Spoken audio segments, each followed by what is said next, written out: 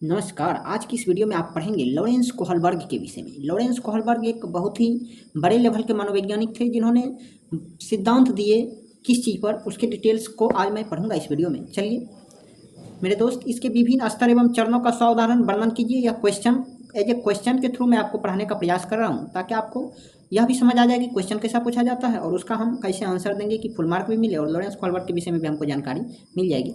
देखिए, इंट्रोडक्शन पहले देखते हैं। लॉरेंस कोहलबर्ग एक अमेरिकी वैज्ञानिक थे। लॉरेंस कोहलबर्ग कहाँ के थे? अमेरिका के वैज्ञानिक थे जिन्होंने जीन पियाजे के संज्ञानात्मक विकास के कार्य को आगे बढ़ाया और नैतिक विकास का सिद्धांत प्रतिपादित किया। क्या किया? जिन्होंने क्या किया? जीन पियाजे के संज्ञानात्मक विकास के कार्य को आगे बढ़ाया, यानी जितना जीन पियाजे साहब खोज किए थे उस खोज को इन्होंने आगे बढ़ाया और उसके साथ साथ यह अपना भी एक थ्योरी दिए। क्या दिए नैतिक विकास का सिद्धांत, मॉरल डेवलपमेंट का एक थ्योरी दिए, प्रतिपादित किए। उसने यह जानने का प्रयास किया कि बच्चे सही और गलत के संप्रदाय को किस प्रकार समझते हैं। उसका मानना था कि जैसे बालक का संज्ञानात्मक विकास होता है, संज्ञानात्मक विकास माने ज्ञान का विकास होना, वैसे वैसे उसकी नैतिक परिपक्वता भी बढ़ती है। देखिए, नैतिक परिपक्वता क्या है? नैतिक परिपक्वता, नैतिक विकास क्या है? बच्चे में नैतिक विकास कैसे हो रहा है, कैसे पता चलेगा? जो सामाजिक नियम और मूल्य होता है ना मेरे दोस्त, उसी को नैतिक विकास कहते हैं। जैसे जिससे व्यक्ति सही और गलत में अंतर कर पाता है, सही और गलत को समझ पाता है, उसी को हम नैतिक विकास कहते हैं, नैतिक मूल्य कहते हैं, नैतिकता कहते हैं।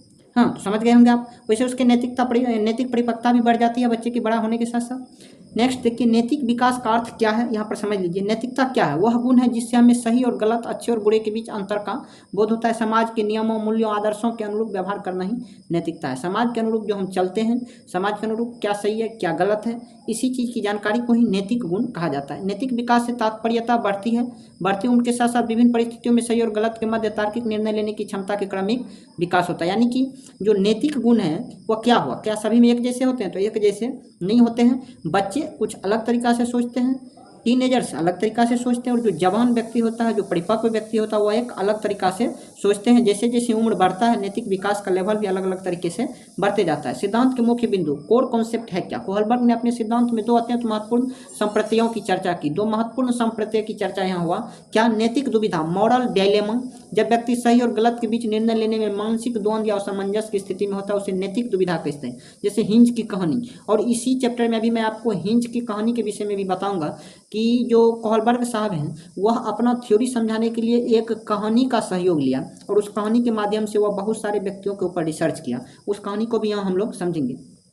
पहले देखते हैं नैतिक तर्कना क्या होता है, मोरल रीजनिंग क्या है। नैतिक दुविधा से बाहर निकलने के लिए व्यक्ति जिस चिंतन या सोच विचार का प्रयोग करता है। जैसे कभी कभी आपके जीवन में भी ऐसा हुआ होगा कि कोई ऐसा प्रश्न जहां ऐसा लगता है कि आगे कुआं पीछे खाई वाला संभावना है, उस जगह पर आपका जो निर्णय लेने का क्षमता है वह किससे डिसाइड होता है? वह मोरल रीजनिंग के ऊपर निर्धारित होता है। देखिए, हिंज की दुविधा क्या है, हिंज डिलेमा का क्या कहानी है, चलिए उस कहानी को देखते हैं। कोहलबर्ग ने कई वर्ष तक बच्चों और किशोरों के सामने विभिन्न नैतिक दुविधाओं से भरपूर कहानियां प्रस्तुत की। वह क्या करते थे? वह बच्चों को एक कहानी सुनाते थे और उससे रिलेटेड उनसे प्रश्न पूछते थे और इस तरह से जो उसको मिलता था उसी पर वो शोध कर करके मनोवैज्ञानिक अपना जो नियम थे वह प्रतिपादित किए। भरपूर कहानियां प्रस्तुत की। इसमें प्रसिद्ध कहानियां हिंज की दुविधा एक कहानी प्रस्तुत है। यूरोप में एक महिला कैंसर के कारण मरने की कगार पर थी। क्या हुआ? यूरोप में एक महिला कैंसर के कारण मरने की कगार पर थी। यहाँ आपको हिंज का कहानी सुनना है और आपको भी अपने हिसाब से आंसर देना है और वह उत्तर देते ही पता चल जाएगा कि आप कितने पानी में हैं।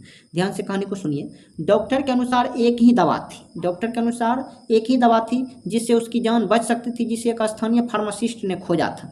यानी कि पूरे उस यूरोप के अंदर जो उस महिला का जान बचा सकता था कोई, तो सिर्फ एक ही व्यक्ति के पास वो मेडिसिन उपलब्ध था। उस दवा को बनाने पर खर्च तो कम था, परंतु फार्मासिस्ट उसे 10 गुना अधिक दाम पर बेच रहा था। यानी कि फार्मासिस्ट को भी पता था कि मेरे सिवाय इस मेडिसिन का और कहीं तोड़ नहीं है, इसीलिए वह मेडिसिन को महंगे दाम पर बेच रहा था। महिला का पति हिंज कौन था? महिला का पति था। सबके पास गया, पैसे उधार मांगे, अब आधे ही पैसे जुटा पाया। उसने फार्मासिस्ट से गिड़गिड़ा कर कहा कि उसकी पत्नी मरने वाली है, दवा सस्ती में दे दे या बाकी पैसे बाद में ले लेना, परंतु फार्मासिस्ट ने मना कर दिया। अत्यंत निराश होकर हिंज ने अपनी पत्नी की जान बचाने के लिए रात में फार्मासिस्ट की दुकान का ताला तोड़ करके दवाई चुरा ली। हिंज का कहानी यही था। अब इस कहानी के अनुसार आपको उत्तर देना है। कोहलबर्ग प्रश्न पूछ रहे हैं, क्या हिंज को दवा चुराना चाहिए थी? आपका जवाब क्या, आप कमेंट में बताइए कि क्या हिंज को दवा चुराना था, सही था? क्या चोरी करना कानूनी रूप से सही है या गलत है? क्या एक पति का कर्तव्य अपनी पत्नी की जान बचाना है, चाहे नियम कुछ भी हो? यह प्रश्न कोहलबर्ग का है, जिनका अलग अलग उम्र लेवल के व्यक्ति अलग अलग जवाब दिए। अब देखिए, कोहलबर्ग का नैतिक विकास का जो सिद्धांत है वह क्या है। तो कोहलबर्ग के नैतिक विकास के 3 स्तर और 6 चरण हैं। आप सोच रहे होंगे कि मेरे ऊपर वाले जो क्वेश्चन है उसका जवाब कहाँ मिलेगा, तो जैसे ही यह चरण और स्तर के बारे में आप पढ़िएगा आपको स्वतः उसका जवाब मिल जाएगा। तब तक आप अपने मन में आपका क्या जवाब है वो सोचिए। कोहलबर्ग ने नैतिक तर्कना के विकास को 3 मुख्य स्तर 3 लेवल में विभाजित किए और प्रत्येक स्तर के अंतर्गत 2 उपचरण दिए, यानी कि 3 भाग में और उसका 2 उपभाग प्रत्येक का, अर्थात 6 कुल मिलाकर के 6 चरण और 3 स्तर में अपना विचार को समझाए कि जो व्यक्ति होता है उसका कैसे कैसे सोच विचार होता है, वह किस उम्र के अनुसार किस उम्र के लेवल का बच्चा किस हिसाब से सोचते हैं। तो एक है प्राक रूढ़िगत स्तर, इसमें क्या है प्री कन्वेंशनल लेवल और पोस्ट कन्वेंशनल लेवल। देखिए 4 वर्ष से 10 वर्ष के बच्चे प्री कन्वेंशनल लेवल के अंदर आते हैं, 10 से 13 वर्ष के बच्चे कन्वेंशनल और 13 वर्ष से अधिक के बच्चे पोस्ट कन्वेंशनल। उसके सोचने का तरीका नज़रिया अलग होगा। तो क्या होगा, प्राक रूढ़िगत या प्री कन्वेंशनल लेवल जो होता है इसमें 4 वर्ष से जो 10 वर्ष के बच्चे आते हैं वह इस प्रश्न का कैसे उत्तर देता है। बहुत सारे व्यक्तियों के पास वह प्रश्न करने के बाद पाया कि इस स्तर पर बालक का जो नैतिकता है वो बाहरी कारक या तो पुरस्कार या तो दंड किस चीज़ पर निर्भर करता है। बच्चे किसी भी काम को करने के लिए 2 ही वजह से करता है, या तो उसे पुरस्कार का लोभ होता है या दंड का डर होता है। माता पिता के आदेश पर आधारित होती है। बालक अपना कोई आंतरिक नैतिक मापदंड नहीं होता। इस उम्र के बीच का बच्चा को तो कोई नैतिकता ये नहीं है कि यह सही है या गलत है, ये मेरे लिए सही है या क्या चीज़ है कैसे है, तो उसके पास नहीं होता। 2 ही वजह से वह काम करेगा, या तो डर से या तो इनाम के लोभ से। उसके बाद इसमें 2 चरण है, क्या है, एक आज्ञाकारिता एवं दंड उन्मुक्ता। बालक नियमों का पालन केवल दंड से बचने के लिए करता है। यही जो 2 चरण है, एक डर से और एक किसी चीज़ को पाने के लिए, तो यही इसको चरण को अलग अलग बांटा है। तो जिसको कहते हैं आज्ञाकारिता एवं दंड उन्मुक्ता है। तो इसके के अंतर्गत क्या होता है, बालक नियमों का पालन केवल दंड से बचने के लिए करता है। वह सोचता है कि यदि उसे सजा मिला तो उसका मतलब उसका गलत काम करना था। उदाहरण, बच्चा सोचता है अगर मैं गृह कार्य नहीं करूँगा तो शिक्षिका मुझे डांटेगी, सजा देगी। समझ गए।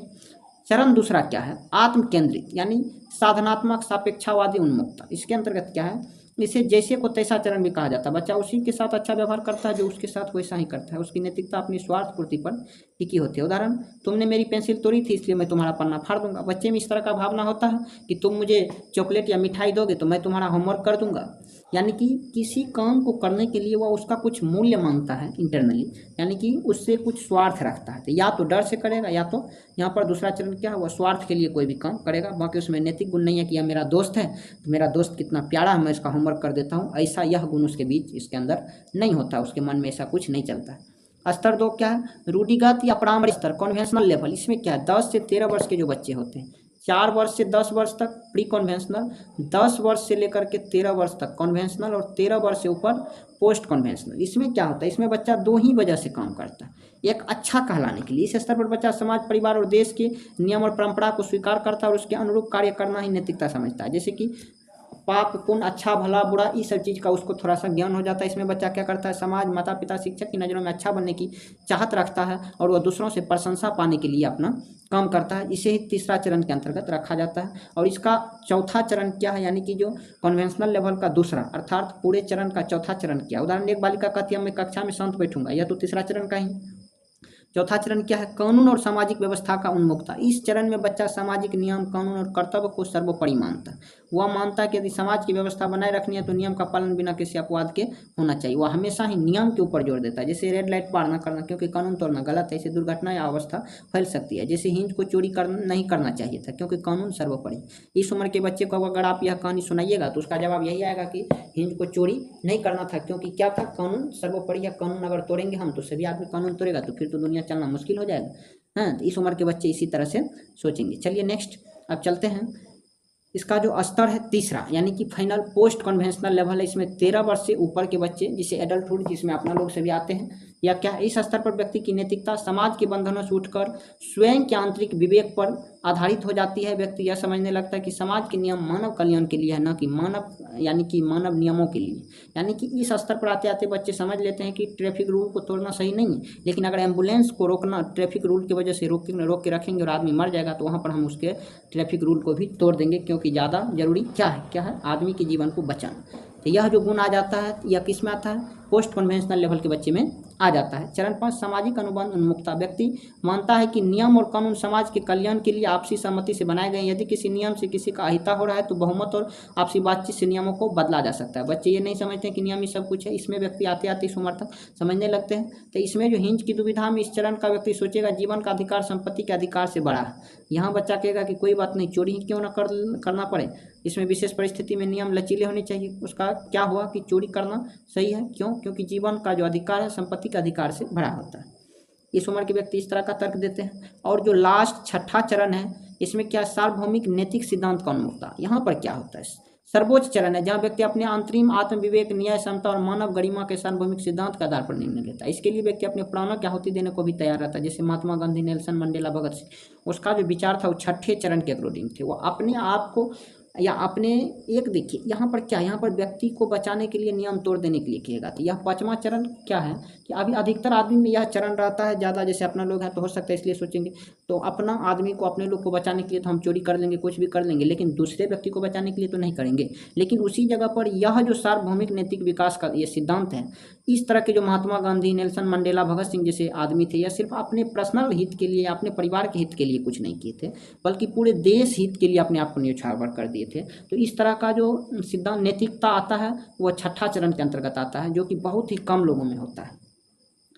चलिए फिर से थोड़ा सा हम इसको क्या करते हैं, रिवाइज कर लेते हैं। स्तर ये लेवल 1, 2 और 3 क्या है, 4 से लेकर के 10 वर्ष तक इसको आप लीजिए, स्क्रीनशॉट लेके रख लीजिए और इसे आप रिवाइज कीजिएगा, क्योंकि इससे क्या होगा, आपको यह लेवल एंड स्टेज दोनों चीज़ अगर आपको याद रहेगा तो एग्जाम में आप बेहतर आंसर लिख पाइएगा। इसीलिए आप इसका स्क्रीनशॉट रख लीजिए और इसे स्क्रीनशॉट लेकर के याद कर लीजिए। अगर यह वीडियो आपको पसंद आया तो आप इस वीडियो को लाइक और इस चैनल को सब्सक्राइब कर सकते हैं। चलिए थोड़ा सा देखते हैं इसमें और कुछ जो बचा है। सिद्धांत का आलोचना, क्रिटिसाइज क्या हुआ। कोहलबर्ग के सिद्धांत की मनोवैज्ञानिक द्वारा तीखी आलोचना की गई, जिसके प्रमुख बिंदु देखिए, इसमें कमी भी निकाले बहुत सारे वैज्ञानिक। कैरोल गिल्गिन आलोचना क्या की, लैंगिक रूढ़ितावादी। कोहलबर्ग की शिष्य कैरोल गिल्गिन ने आरोप लगाया कि कोहलबर्ग का सिद्धांत पुरुष केंद्रित है। हाँ भाई, क्यों? क्योंकि पुरुष और महिला का सोच का तरीका थोड़ा सा अलग होता है। जैसे महिला में माया जैसी भावनात्मक चीज़ ज़्यादा होता है, पुरुष में कम होता है। तो यह जो उम्र के अकॉर्डिंग या फिर किसी भी स्तर से आप दिए हैं तो हो सकता है कि ऐसा पुरुष में होता हो, महिला में नहीं होता हो, महिला में कुछ और परिणाम आए। लेकिन जो कोहलबर्ग हैं वह पुरुष केंद्रित क्या किए, पुरुष के ऊपर प्रैक्टिकल करके यह सारा थ्योरी दिए। उन्होंने अपने प्रयोग में केवल पुरुष और बालकों को शामिल किया। महिलाओं की नैतिकता, देखभाल और संबंधों पर आधारित होती है, जबकि पुरुष की न्याय पर। यहाँ पर महिला के केस में कुछ अलग होगा, क्योंकि उसका क्या होता है, नैतिकता, देखभाल और संबंध पर आधारित होती है, लेकिन पुरुष का क्या होता है, न्याय पर आधारित, जिसे कोहलबर्ग ने नज़रअंदाज कर दिया था। और क्या किया, उनका जो शिष्य है कैरोल गिल्गिन, वह उसका आलोचना की। सांस्कृतिक भिन्नता होता है, यह सिद्धांत पश्चिमी संस्कृति के आदर्शों पर अधिक आधारित है। ग्रामीण या सामूहिक संस्कृतियों में नैतिक मापदंड भिन्न। जैसे कि आपको पता होगा कि अमेरिका का नैतिक और भारत का नैतिकता में बहुत बड़ा अंतर होता है। तो जो कोहलबर्ग साहब थे वह इन पर भी, सांस्कृतिक भिन्नता पर भी कुछ जोर नहीं दिए, वह सिर्फ एज के अकॉर्डिंग जो है बता दिए। लेकिन ऐसा कुछ नहीं होता। हो सकता है अपने देश का बच्चा भी थोड़ा सा ज़्यादा नैतिक हो सकता है। जो वेस्टर्न कल्चर के बच्चे हैं उसमें नैतिकता बहुत ज़्यादा उम्र आने के बाद भी नहीं हो, उतना वह जो है पाप पुण्य की चिंता न करता है, उतना सही गलत को नहीं मानता। और काल्पनिक दुविधा क्या थी, हिंज की दुविधा एक काल्पनिक स्थिति थी। वास्तविक जीवन की परिस्थिति में बच्चों की प्रतिक्रिया भिन्न हो सकती है। क्या इसका अर्थ हुआ?